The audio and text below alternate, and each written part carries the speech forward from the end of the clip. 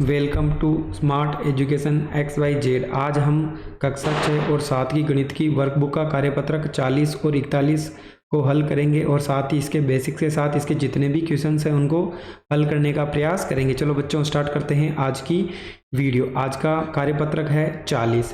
त्रिविमीय आकृतियों की सतह का द्विविमीय आकृतियों में निरूपण करना। यानी त्रिविमीय का मतलब क्या हो गया, जिसकी तीन क्या हो, विमाएँ हो, यानी जिसके साथ लंबाई हो, चौड़ाई हो और साथ में क्या हो बच्चों, ऊंचाई भी हो। द्विविमीय आकृति का मतलब जिसके अंदर लंबाई और चौड़ाई, यानी जिसकी दो विमाएँ होती है वो द्विविमीय आकृति कहलाती है, जिसकी तीन विमाएँ होती है वो त्रिविमीय आकृति कहलाती है, यानी बंद आकृति। यहाँ हमें 3D यानी त्रिविमीय आकृति दे रखी है और यहाँ पे हमें द्विविमीय आकृति दे रखी है, तो हमें यहाँ पे मिलान करना है। यानी त्रिविमीय आकृति को अगर हम खोलें तो वो किस प्रकार से द्विविमीय आकृति में बदल जाएगी। चलो सबसे पहले हम इन आकृतियों का नाम लिख लेते हैं।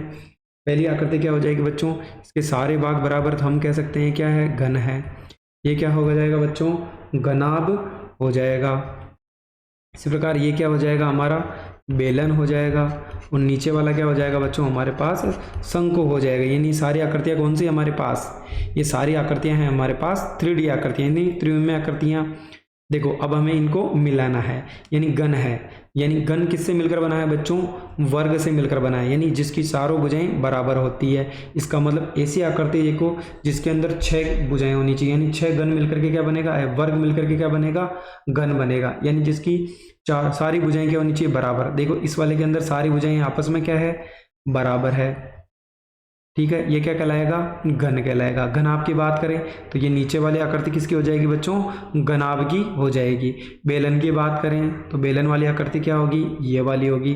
शंकु की आकृति कौन सी होगी बच्चों, ये वाली होगी। चलो अगला सवाल है, चित्र बनाइए।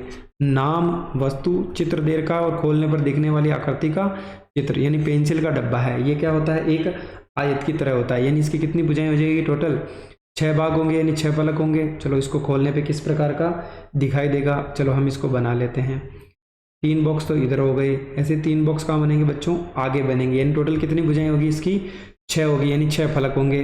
पाउडर का डिब्बा है, ये किस प्रकार का है, बेलन के आकार का है, यानी ये इस प्रकार की आकृति होगी। और साथ में क्या होगा बच्चों, यहाँ पे 2-2 क्या लग जाएंगे, वृत्त लग जाएंगे, यानी 2 गोले बन जाएंगे। चौक का डिब्बा है, यानी चौक का डिब्बा किस प्रकार का होता है बच्चों, ये भी हमारा एक किस प्रकार का होता है, घन के आकार का होता है। यानी सारी भुजाएं क्या होगी इसकी, बराबर होगी। यानी ये 3 भुजाएं हो गई। इसी प्रकार 3 क्या हो जाएगी, ये हो जाएगी। यानी टोटल कितने होंगे, 6 फलक होंगे, क्योंकि ये कितनी भुजाओं से मिलकर बना होता है, 6 भुजाओं से मिलकर बना हुआ होता है। अगली वर्कशीट है हमारे पास आज की 41 नंबर, कोण की समझ विकसित करना। यानी अब हमें क्या बताना है, कोणों के बारे में बताना है। चलो थोड़ा हम इसका इंट्रोडक्शन कर लेते हैं। सबसे पहले हमारे पास कौन सा कोण होता है बच्चों, न्यून कोण होता है। यानी वह कोण जिसका मान किसके बीच में होता है, 0 से लगाकर 90 डिग्री के बीच में होता है, वो कौन सा कोण कहलाता है, न्यून कोण कहलाता है। उसके बाद हमारे पास आता है बच्चों समकोण, यानी जिसका मान कितने डिग्री का होता है बच्चों, 90 डिग्री का होता है। उसके बाद हमारे पास आता है अधिक कोण, यानी वह कोण जिसका मान किस किस के बीच में होता है, 90 से लगाकर 180 डिग्री के बीच में होता है, वह कौन सा कोण कहलाता है बच्चों, अधिक कोण। इसी प्रकार हमें दे रखा है सरल कोण, यानी वह कोण जिसका मान कितने डिग्री का होता है बच्चों, 180 डिग्री होता है, उसको क्या बोलेंगे अपन, सरल कोण बोलेंगे। यानी न्यून कोण जो 0 से 90 के बीच में होता है, समकोण जिसका मान 90 डिग्री होता है, अधिक कोण जिसका मान 90 से तो ज़्यादा हो और 180 के कम हो, और जिसका मान 180 डिग्री होता है वो क्या कहलाता है, सरल कोण कहलाता है। अब यहाँ पर हमें कुछ सुइयाँ दे रखी है घड़ी की, उसके हिसाब से हमें बताना है कि ये किस प्रकार का कोण होगा। चलो सबसे पहले हम इसका थोड़ा सा बेसिक्स और समझते हैं, ये किस प्रकार कार्य करता है। देखो जब भी एक पूरा वृत्त बनता है तो उसके कोण का मान कितना होता है बच्चों, 360 डिग्री होता है। और घड़ी में कुल कितने घंटे होते हैं बच्चों, 12 होते हैं। चलो हम इसमें किसका भाग दे दें, 12 का। 12 36, पीछे कितना आ गया, 0। यानी जो घड़ी एक सुई से दूसरे के पास जाती है, यानी मान लो यहाँ पे 12 है, अगले नंबर के पास जाती है, यानी 1 घंटा जब भी होगा, ठीक है, यानी एक नंबर से दूसरे नंबर पे आएगी तो कितने डिग्री का कोण बनाएगी बच्चों, 30 डिग्री का बनाएगी। चलो हम यहाँ पे नाप लेते हैं, यहाँ से यहाँ 30 हो गया, इसी प्रकार यहाँ से यहाँ 30 और यहाँ से यहाँ 30, यानी टोटल कितने कोण हो गए बच्चों, 3 को 30 से गुणा करना, यानी कितना हो जाएगा, 90 डिग्री। इसका मतलब 90 डिग्री का बनता है बच्चों समकोण हो जाएगा, यानी इस कोण का मान कितना होगा, समकोण होगा। ये देखो इनके बीच में कितना है, केवल एक ही नंबर है, यानी दोनों के बीच में केवल एक ही है, यानी कितने डिग्री कोण बनेगा बच्चों, 30 डिग्री। तो 30 डिग्री क्या होता है बच्चों, 30 डिग्री का कोण जब भी बनता है वो क्या कहलाता है बच्चों, न्यून कोण कहलाता है।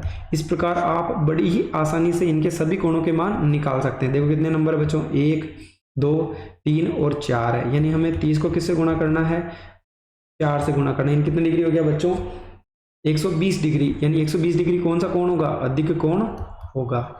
यानी कौन सा कोण हो जाएगा बच्चों, हमारे पास अधिक कोण हो जाएगा।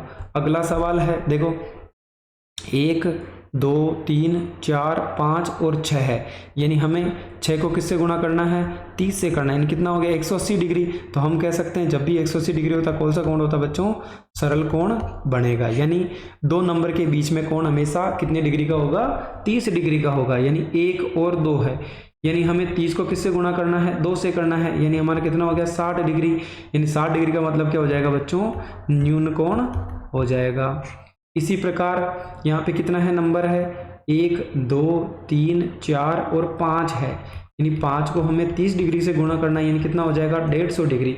150 का मतलब कितना हो जाएगा बच्चों, अधिक कोण हो जाएगा। इसी प्रकार अगला सवाल देखते हैं, यहाँ पे भी देखो सेम है, 1 2 3 4 5 और 6 है, यानी 6 नंबर है, यानी 6 को हम 30 से गुणा करेंगे कितना हो जाएगा बच्चों, 180 डिग्री। तो हम कह सकते हैं ये कौन सा कोण होगा बच्चों, सरल कोण होगा। अगला सवाल है, देखो 1 2 3 4 और 5, 5 का गैप है, यानी 5 को हम 30 से गुणा करें कितना हो जाएगा, 150 डिग्री हो गया। यानी ये भी हमारा क्या हो जाएगा बच्चों, एक अधिक कोण होगा।